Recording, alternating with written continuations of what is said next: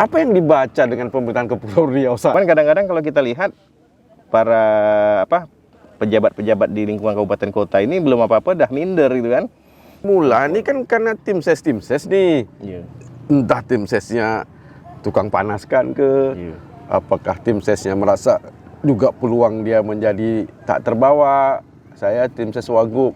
Oh ini tim ses Wagub. Oh sekarang ini karenanya gubernur aja gitu. Kan begitu pemimpin itu selesai dilantik dan dia itu ya berarti kita sudah menyerahkan pemimpin itu untuk dimiliki oleh semua Oleh publik, oleh masyarakat ya. Gitu kan. Tak ada lagi kelompok ini kelompok itu gitu kan. Karena kan dari hasil riset itu temuan yang terpenting dalam kepemimpinan Melayu dalam meningkatkan kualitas hidup masyarakat itu apa?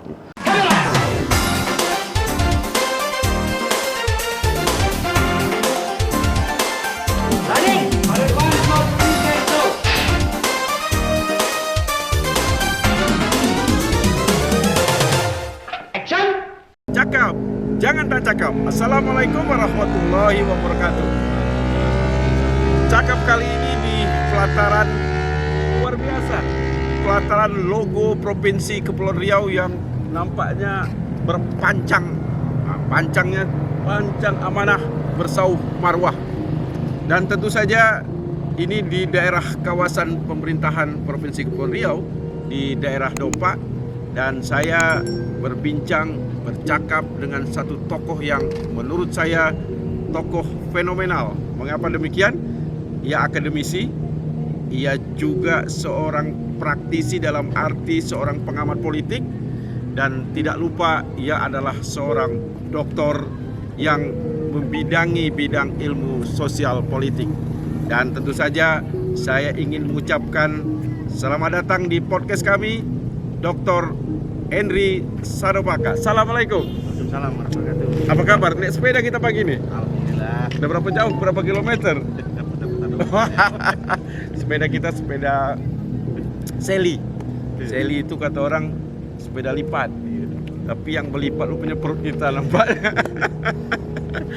Tapi tiap hari liburan begini memang bersepeda. Kalau weekend, kalau sempat sama kawan-kawan, gila bang, pagi-pagi kan. Kadang-kadang pernah juga lah ambil rute jauh kan. Pernah ke Batam? Ke Batam ada. Selalu kalau saya bawa mobil gitu kan. Barang luru, pakai sepeda dekat dalam mobil tuh. Luar biasa. Sepeda memang sekarang menjadi apa ya? Semacam olahraga juga, rekreasi juga. Iya, rekreasi dia lah. Tapi saya kira Bang Henry kan tidak berekreasi kalau soal ilmu. Saat ini jabatannya apa ini? Saya sekarang Ketua Sekolah Tinggi Ilmu Sosial dan Politik Raja Haji, Tanjung Pinang.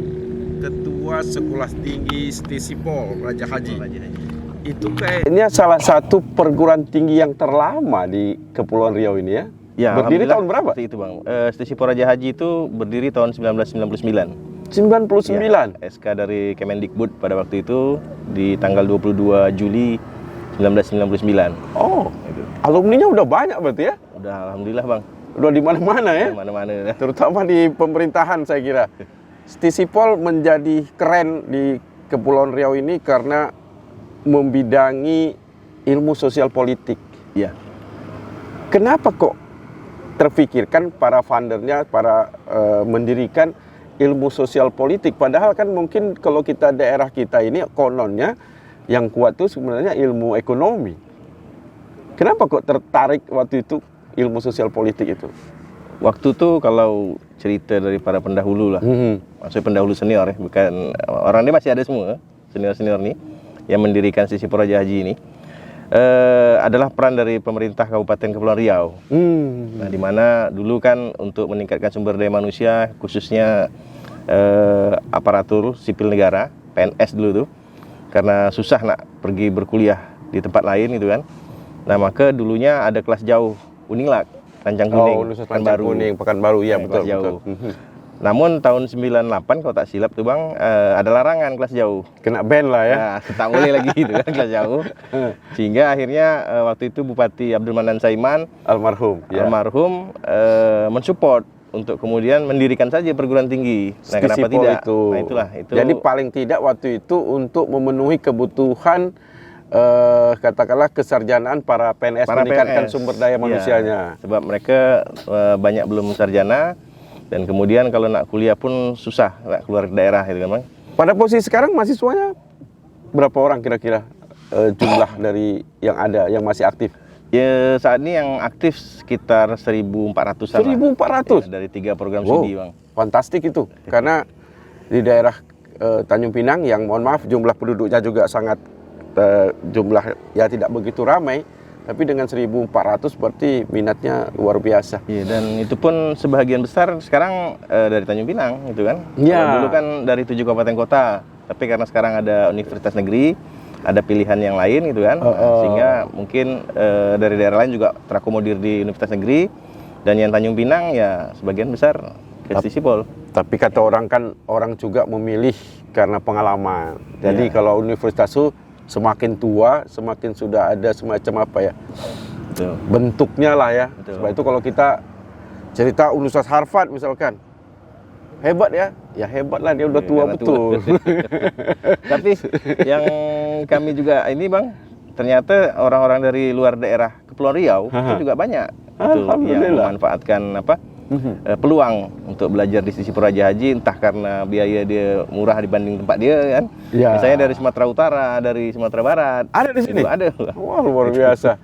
Tapi kan murah bukan mudah. Bukan murahan. Nah, bukan murahan. Tetap saja orang mengejar itu kan dari segi pencapaian akademik yang dalam arti orang melihat juga lulusannya kemana tuh. Alma mater itu kan punya alumni, alumninya itu jadi apa. Nah, selalu orang melihatnya seperti itu. Sebab merek universitas sekolah tinggi itu lebih berharga saya kira daripada daripada keadaan daripada mahasiswa itu. Orang pasti milih karena orang selalu terpaut dengan nama universitas atau sekolah tinggi. Padahal mungkin yang tamat itu biasa-biasa juga, tapi kan orang dengar, "Oi, tamat dari sini, tamat dari Harvard, Oxford." Wah, kan luar biasa itu. Pak Henry, kita beralih sedikit lah ke tema kita ini. Kalau dari keilmuan tentu udah padat lah.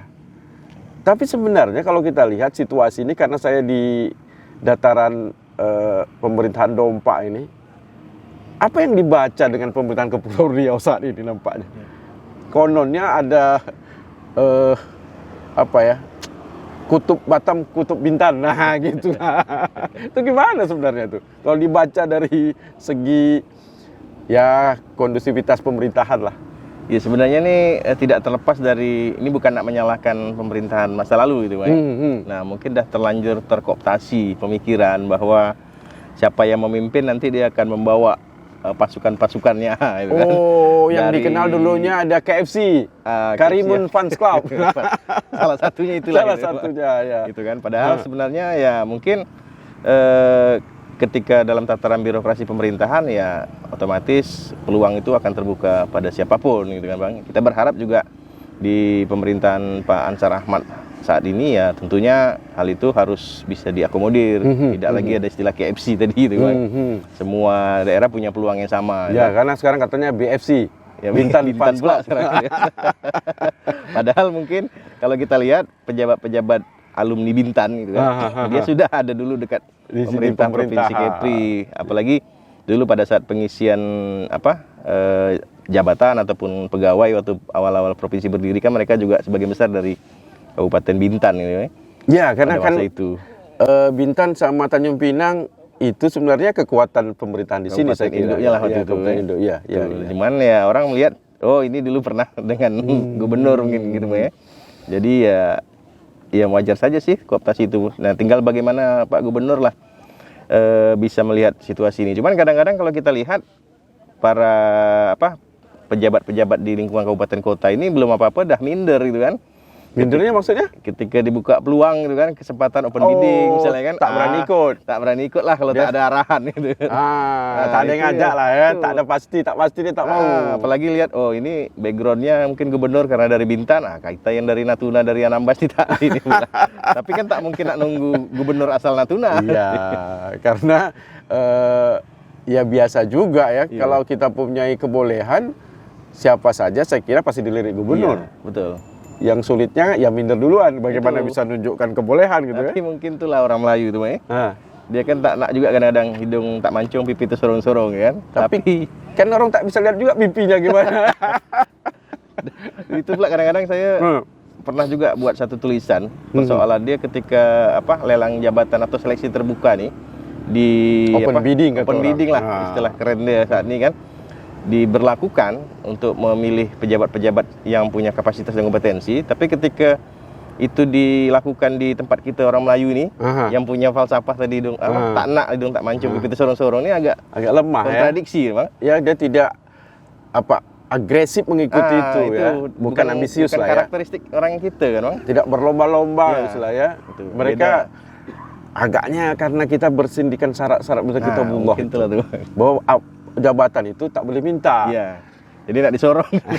Dia tak disorong Diberikan kesempatan saja. Iya. Akibat diberikan kesempatan itulah mungkin ada KFC, BFC itu tak. Diajak itu kan. Dia kenal itu aja mungkin. Nah, itu. Tapi ada juga katanya poros Batam, poros Bintan ini atau poros kepulauan Tanjung Pinang atau apa namanya di sini, karena ada tanda kutip Ansar Marlin ini bermasalah juga katanya tuh. Itu gimana sebenarnya kok bisa?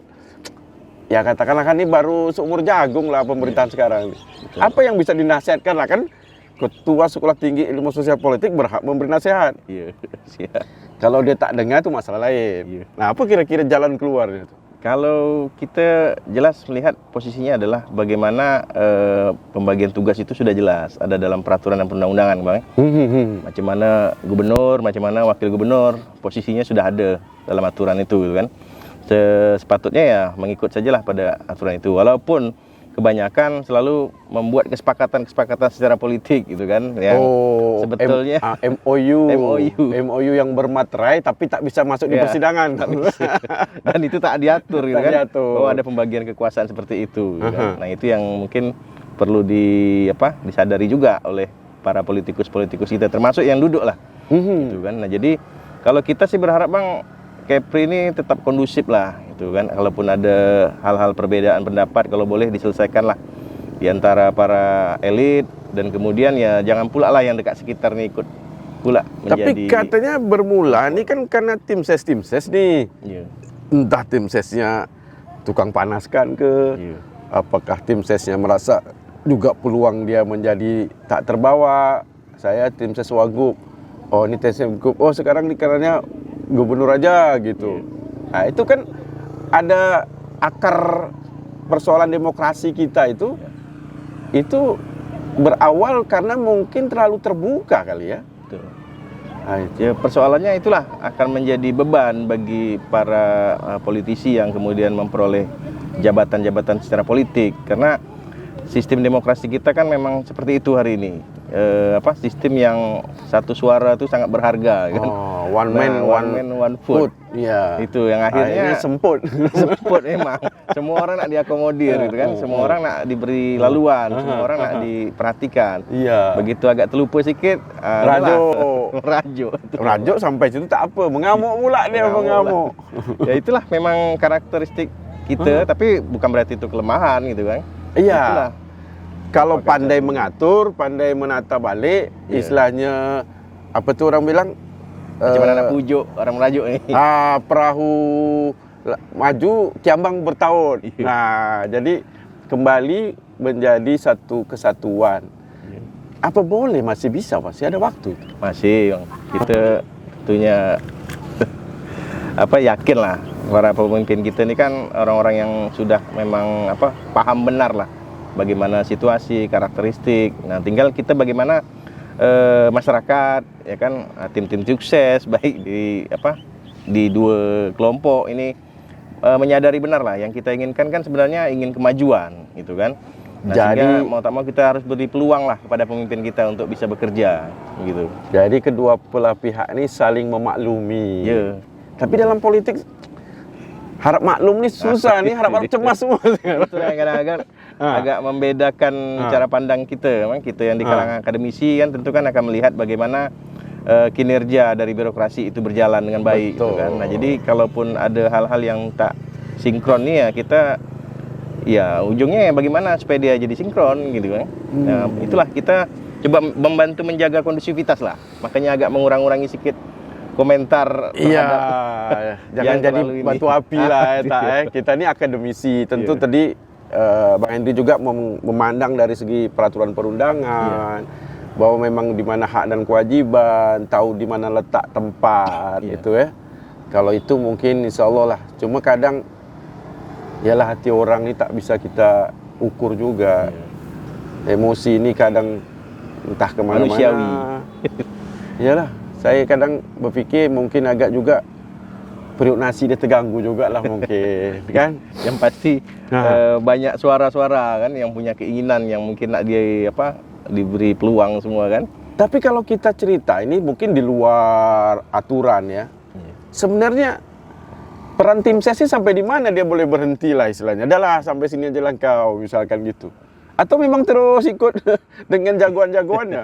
Ya sepatutnya kan begitu pemimpin itu selesai dilantik dan dia itu berarti kita sudah menyerahkan pemimpin itu untuk dimiliki oleh semua oleh publik, oleh masyarakat ya. Gitu. Tak ada lagi kelompok ini kelompok itu gitu kan, karena kan pasti semua pemimpin itu kan punya keinginan yang baik. Nah itu kalau saya Bang mendefinisikan politik itu adalah satu keinginan bersama untuk kebaikan bersama. Itu politik ya kan. Jadi sesuatu yang dilakukan untuk kebaikan bersama. Kebaikan bersama. Ya, kan tak ada satupun orang yang memimpin atau waktu abang dulu campaign untuk DPD yang kemudian menceritakan tentang hal yang tidak baik. Pasti semuanya punya cita-cita yang baik semua. Nah, kebaikan bersama. Satu tagline itu. Tagline bagus itu. Kebaikan bersama. Maksudnya baik-baiklah kalau bersama. Iya. Kalau bersama tak baik, hasil pun tak baik. Tak baik. Keberhasilan itu adalah kebersamaan. Bang Henry, ya tak usah cerita politik pagi-pagi ini penting juga kadang-kadang kan kita nak pergi makan prata juga sebenarnya. Saya menarik Bang Henry, saya ucapkan tahniah Sabas atas doktor barunya. Risetnya ke bidang apa kemarin? Saya mencoba mengkombinasikan Bang. Apa yang dikombinasikan? Mengkombinasikan bagaimana kepemimpinan yang memegang nilai-nilai budaya Melayu. Kepemimpinan Melayu? Ya, dalam peningkatan dalam kualitas hidup. Komunitas. Iya. Memang saya sangat tertarik dalam bagaimana kemajuan masyarakat kita dalam pembangunan masyarakat lah, kira-kira gitu Bang. Oh itu luar biasa. Tapi temuannya apa? Temuan yang mungkin dapat disampaikan sedikit nih lah. Dari hasil riset itu temuan yang terpenting dalam kepemimpinan Melayu dalam meningkatkan kualitas hidup masyarakat itu apa? Jadi memang saya tidak spesifik bicara kepemimpinan Melayu, tapi bicara kepemimpinan lestari kalau istilah dia dekat di kampung sebelah, Malaysia sama lah, kita sama dari Malaysia nih. Jadi kalau dalam bahasa Inggris dia sustainability leadership. Nah, maksud dia kepemimpinan yang bisa sesuai untuk zaman kapanpun gitu terus kan. Terus continue. Nah, saya memang ambil batasan dia dari mulai Kesultanan Riau Lingga gitu kan. Pemimpin-pemimpin kita yang dulu mungkin monarki kan. Nah, hari ini kan kita sudah berada pada era demokrasi. Tapi ternyata nilai-nilai kepemimpinan di komunitas masyarakat kita masih tetap ada ciri-ciri utama yang monarki itu dipentingkan. Tidak, maksudnya seorang pemimpin yang diharapkan. Nah, oleh masyarakat itu yang dianggap boleh membawa perbaikan terhadap kualitas hidup mereka. Nah, temuan saya itu menemukan ada tiga ciri utama yang kita boleh juga katakan itulah ciri kepemimpinan Melayu. Karena kan kita juga berteraskan pada agama Islam kan, pemimpin Melayu. Yang itu antara lain dia bertanggung jawab. Kalau dalam bahasa teori dia saya pakai accountability. Nah, itu kata kalau orang kampung informan cakap itu adalah satu kata dan perbuatan. Itu dia. Apa yang dia cakap itu dia buat. Dia buat. Tuh. Lepas itu simplify. Kalau dalam bahasa teori dia. Kalau bahasa sehari-harinya kesederhanaan. Ternyata orang kampung atau masyarakat kita karena penelitian saya di komunitas masyarakat pesisir, orang-orang kita Melayu, Mereka suka pemimpin yang low profile, sederhana. Macam Jokowi lah Nah, ya. itu dia, Bang. Senang dijumpai. Iya, Kalau iya. ada acara-acara orang kampung dia datang, gitu kan. Datang undangan kawin ke dari orang melahirkan sampai orang meninggal, dia itulah ada. Bang, kata dia. Ah. Lepas itu yang ketiga emotion. Emotion? Baca teori dia. Emotion itu maksud dia pemimpin yang memberi perhatian. Nah, peduli. Ada care lah Ada ya. care dia terhadap itu. Nah, dalam kajian secara kuantitatif ini yang muncul, dan saya mix method, Bang. Iya, Pakai dari kuali dan kuanti. Dan pertemuan kualitatif matching. Hmm. Ketemu dia, dapatlah 3 Yang tadi ciri utama itu.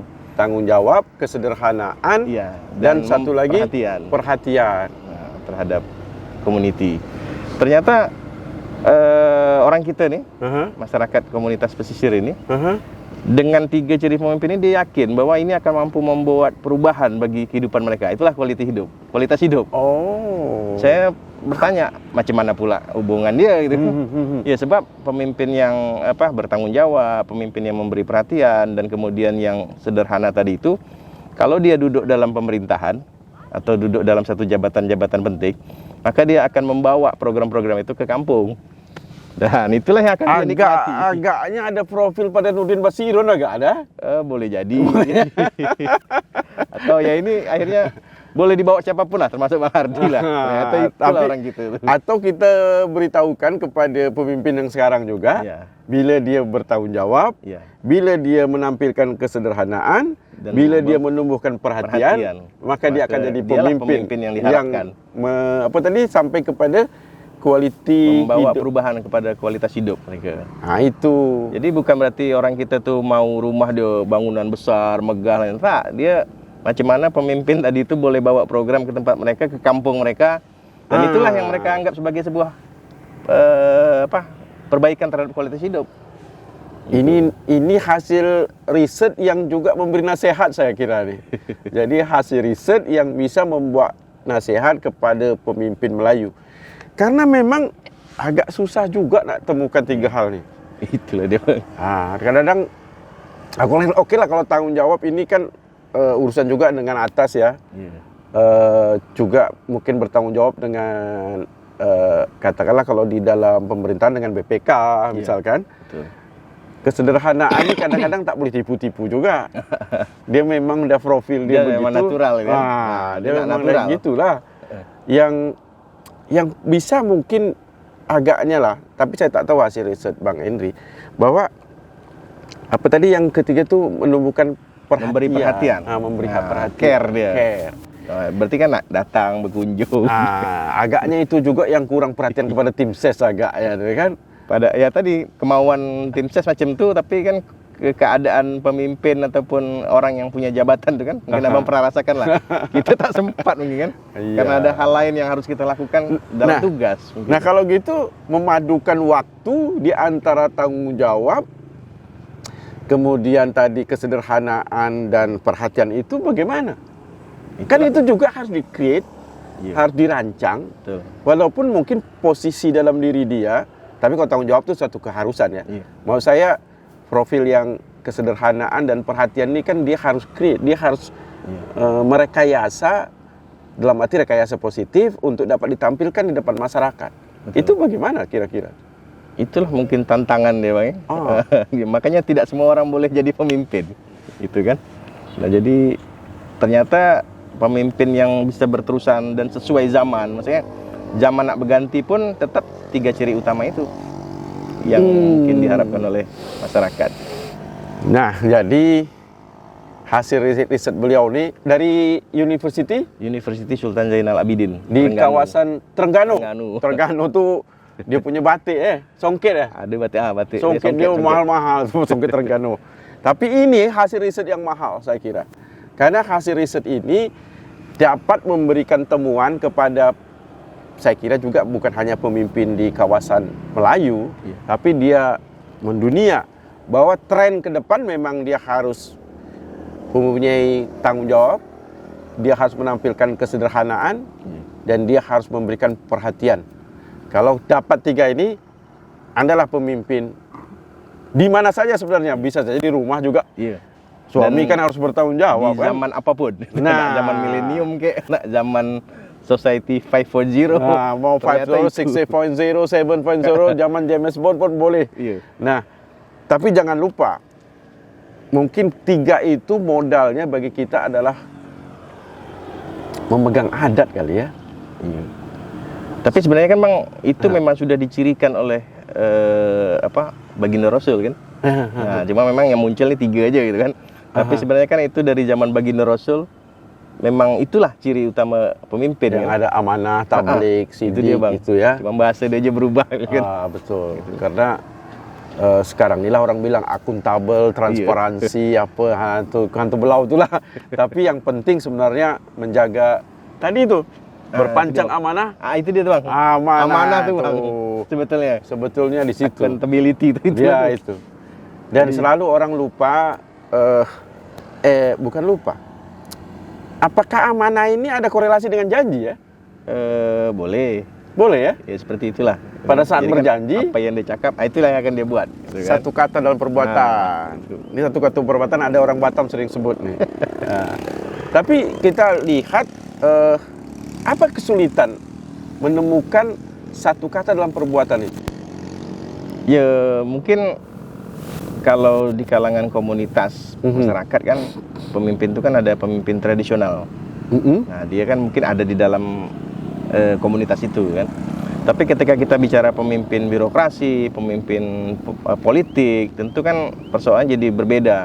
Dan publik kadang-kadang tidak bisa memahami itu gitu kan. Sekarang pemimpin kita ini, pemimpin yang disampaikan ini pemimpin keseluruhan. Secara formal gitu kan. Keseluruhan. Nah, kadang-kadang publik maunya apa yang dia cakap hari ini itu bisa jadi gitu. Nah, Instan. Padahal kalau kita bicara dalam pemerintahan, tak semudah itu kan dalam menggunakan keuangan negara misalnya kan. Betul. Apa yang kita janjikan sekarang dia nak dulu tahun depan baru bisa. Itu pun belum tahu kan. Kalau ada namanya Musrenbang mungkin 2 tahun lagi baru dia harus baru muncul. Karena katanya kalau tidak muncul dari bawah, Iya. tiba-tiba ada di atas itu temuan. Temuan. Nah, munculkan dari bawah, yang kawan dari ini tadi pun tak sempat pula muncul dari bawah nih kan. Karena dia udah main di atas pula. Nah, jadi dia tak masuk ke bawah, tak sampai ke atas. Nah, itulah baru yang sebut tadi, mungkin timbullah tadi yang namanya perkelahian dalam tanda kutip kekecewaan. Iya. Nah, dalam penutup ini mungkin Abang boleh menyampaikan bagaimana kita membangun politik tanpa kekecewaan itu. Apa yang mungkin menjadi ya dapat juga disampaikanlah bahwa memang begitulah, mungkin politik itu kadang-kadang kecewa, kadang-kadang bahagia, tapi bagaimana menahan kekecewaan itu supaya dapat dalam pemerintahan itu menjadi pemerintahan yang kondusif. Ya, makanya Bang, kalau saya sih memahami politik itu adalah sebagai suatu kebaikan bersama. Itu. Walaupun orang pandang bahwa politik itu jahat, lain sebagainya, itu tak ada. Kalau jahat itu kan orang, misalnya waktu saat dia kampanye, dia berjanji bahwa nanti kalau saya terpilih, saya akan hancurkan Anda semua. Kan tak ada, Bang. Semua orang bicara tentang kebaikan. Nah, oleh karena itu kan kita pun sama juga. Masyarakat ya tentunya menilai bahwa pemimpin itu pasti punya niatan yang baik. Tak ada pemimpin itu yang tentu punya niat jahat nak menghancurkan umat gitu kan, atau menghancurkan komunitas. Cuman hanya persoalan adalah mungkin ya kesempatan, waktu yang memang terbatas gitu kan. Kita punya waktu 24 jam, pemimpin nak akomodir semua mungkin tak bisa lah. Ya perlu memahami lah gitu. Jadi kalau untuk tidak timbul kekecewaan harus saling memahami. Saling memahami. Tapi memang banyak orang tak paham juga. Kalau tak paham, kuliah di Stisipol. Insyaallah. Gitu. Bang Hendri, cakap kita nampaknya dah panjang lebar, dah perut pun dah merasa perlu juga Kampung Tengah ni diisi dengan perata nih kan, perata Medan, perata pagi sore. Saya rindu sekali di sini. Saya ajak abang lah kita ngopi. Tapi saya berterima kasih telah datang sini. Dan tentu saja pertemuan ini luar biasa. Cakap kami pertama, cakap di luar Batam. Dan cakap pertama di lapangan dataran pemerintahan Dompa dengan berlogokan Provinsi Kepulauan Riau. Cakap politik tidak akan pernah berakhir, tapi kalau cakap, jangan tak cakap. Wassalamualaikum warahmatullahi wabarakatuh. Waalaikumsalam warahmatullahi wabarakatuh.